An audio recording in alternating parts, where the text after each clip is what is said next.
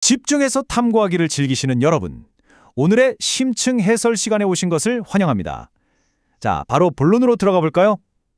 오늘 우리가 다룰 자료는 인류 역사상 가장 오래되고 심오한 주제, 바로 말세와 인류를 하나로 묶어줄 새로운 진리가 왜 필요한지에 대한 아주 흥미로운 신학적 관점을 담고 있습니다. 이걸 단순히 종교적인 텍스트로만 보실 게 아니라 인간의 지성과 영성이 도대체 어떻게 진화해 왔는지 그 거대한 철학적 퍼즐을 맞춰보는 느낌으로 접근해 보시면 정말 재미있을 겁니다. 자, 그럼 이 복잡한 개념들 아주 명쾌하게 파헤쳐 보겠습니다. 오늘 살펴볼 논리의 로드맵은 대략 이렇습니다. 먼저 신령과 진리의 두 측면을 보고 진리가 역사 속에서 어떻게 진화했는지 짚어볼 겁니다. 이어서 왜 굳이 새 진리가 필요한지, 말세의 징조는 무엇인지, 그리고 마지막으로 이 새 시대를 우리가 어떤 자세로 맞이해야 하는지까지 쭉 한번 따라가 보시죠.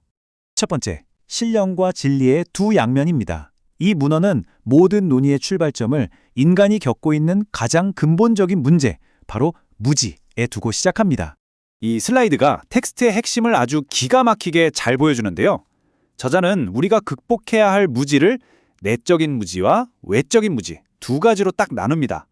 화면 왼쪽을 보시면 인간의 내적인 영적 무지를 깨기 위해 발전해온 게 바로 종교, 즉 신령의 세계고요.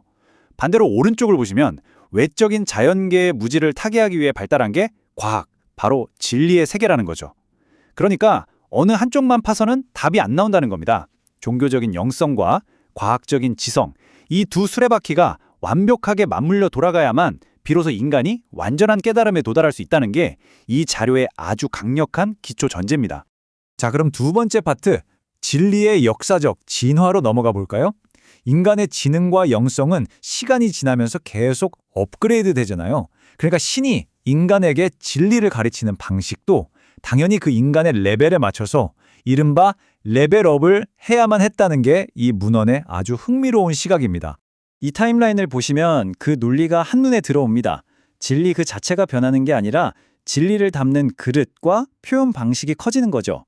인지 능력이 아직 목매했던 구약시대에는 복잡한 설명 대신 재물이라는 의식을 통해서 가르침을 줬고, 지적 수준이 조금 더 높아진 모세 시대에는 명확한 율법으로, 그리고 예수님 시대에 와서는 복음으로 한 차원 더 도약합니다.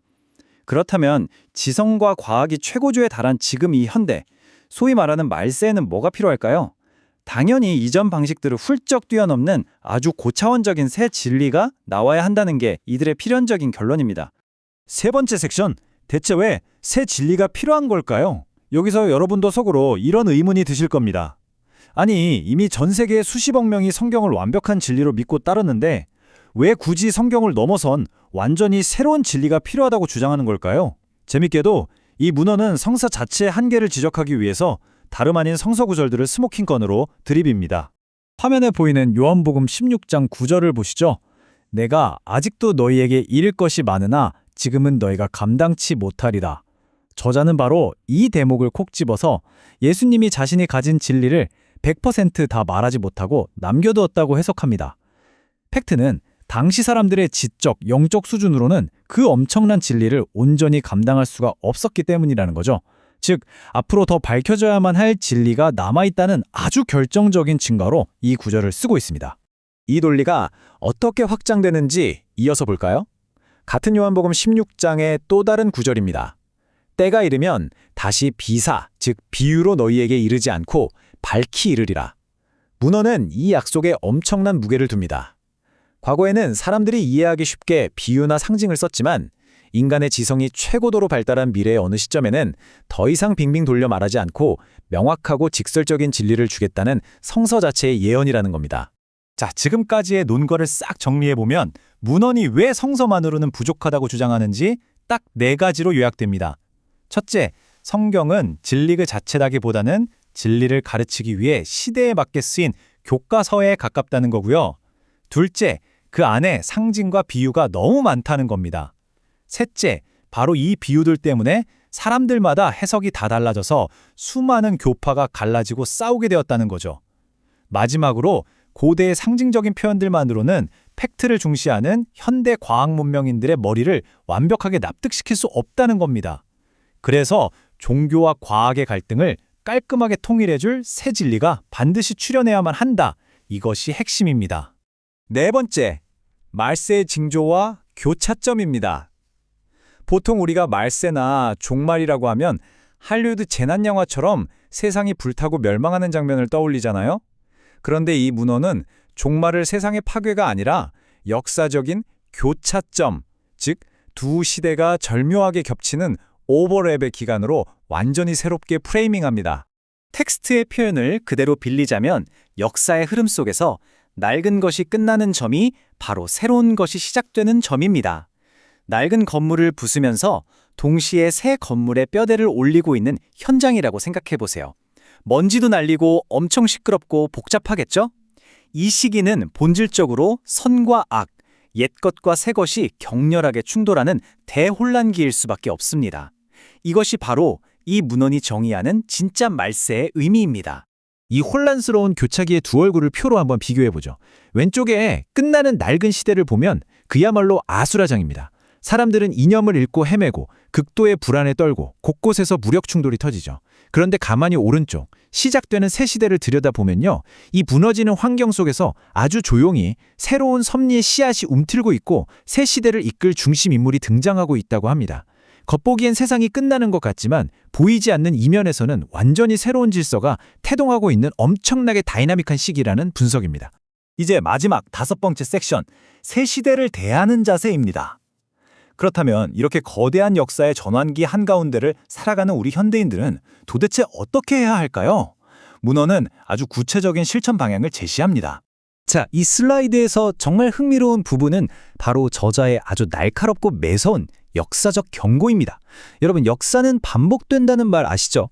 과거 율법에 꽉 막혀 있던 구약시대 사람들이 정작 새로운 시대를 열러온 예수님을 이단으로 몰아 배척했던 그 비극적인 역사 말입니다. 문헌은 바로 그 역사가 지금 똑같이 반복될 수 있다고 경고합니다. 기존의 기울이나 관습에 너무 깊이 빠져 있으면 진짜 새 진리가 눈앞에 나타나도 오히려 앞장서서 배척하고 탄압할 가능성이 매우 높다는 거죠.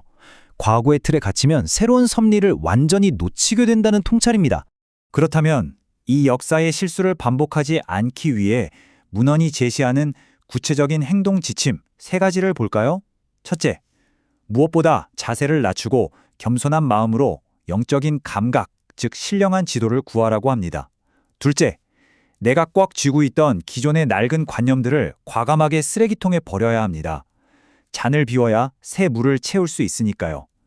셋째, 적극적으로 그 새 진리를 찾아 나서고 그것이 단순히 지식으로 이해되는 걸 넘어서 내 마음 깊은 곳에서 솟아오르는 진정한 기쁨과 땀 맞아떨어지는지 스스로 치열하게 검증하라고 요구합니다.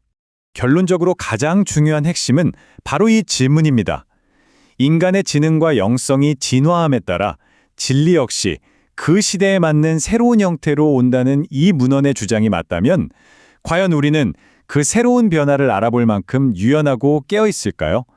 우리는 과거의 편견에 눈이 멀어 새 시대를 거부하는 역사적 실수를 또다시 저지르게 될까요? 아니면 열린 지성과 영성으로 다가오는 진리를 기꺼이 맞이하게 될까요?